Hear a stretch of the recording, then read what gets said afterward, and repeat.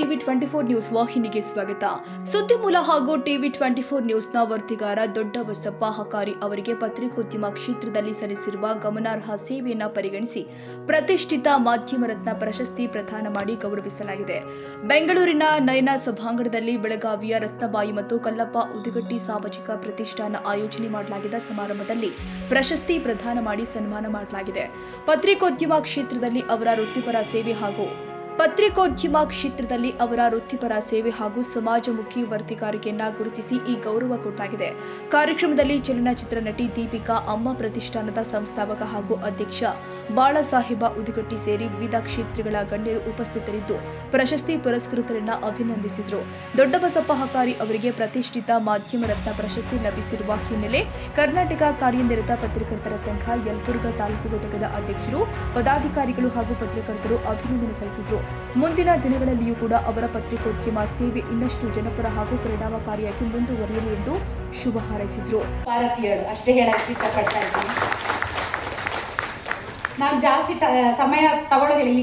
ಈಗಾಗಲೇ ತುಂಬಾ ಲೇಟ್ ಆಗಿದೆ ಎಲ್ಲರೂ. ಅದಕ್ಕೆ ಎಷ್ಟೋ ಮಂದಿ ಇದ್ದಾರೆ ಇನ್ನು ನಿಮಗೆ ಮಾತಾಡೋದಕ್ಕೆ. ಸೊ ನಾನು ಪ್ರೊಫೆಷ್ನಲಿ ನನ್ನ ಪರಿಚಯ ನಾನು ಮಾಡ್ಕೋತೀನಿ. ಪ್ರೊಫೆಷ್ನಲಿ ಸಾಫ್ಟ್ವೇರ್ ಇಂಜಿನಿಯರ್, ನಂದು BE M.Tech in computer science ಆಗಿದ್ದು. ಹಾಗೆ IT ಕಂಪ್ನಿನಲ್ಲೇ ವರ್ಕ್ ಮಾಡ್ತಾ ಇದ್ದಾಗ ಪ್ಯಾಷನ್ ಆಗಿ ನಾನು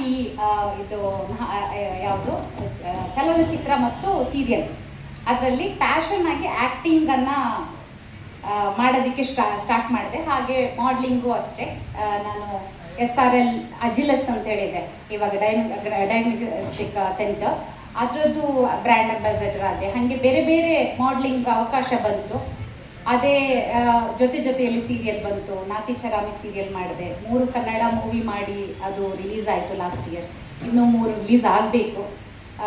ಇದು ಶಿವಣ್ಣ ಅವ್ರ ಜೊತೆನೂ ಒಂದು ಅಭಿನಯ ಮಾಡುವಂಥ ಯೋಗನೂ ಬಂತು ನನಗೆ. ಅದು ಬರುತ್ತೆ ಮುಂದೆ.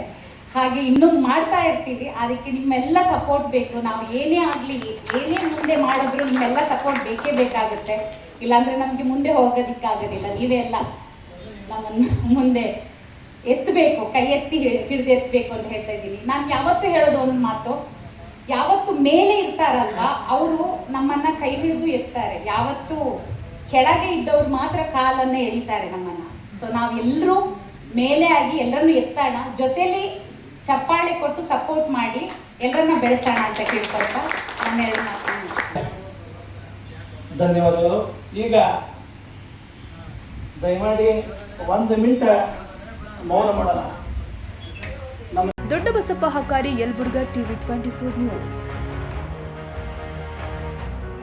ಕನ್ನಡಿಗರ ಮೆಚ್ಚಿನ ನಿಮ್ಮ ಟಿವಿ 24 ಕನ್ನಡ ನ್ಯೂಸ್ ವಾಹಿನಿ ಇದೀಗ ಟಿವಿಯಲ್ಲಿ ಲಭ್ಯ.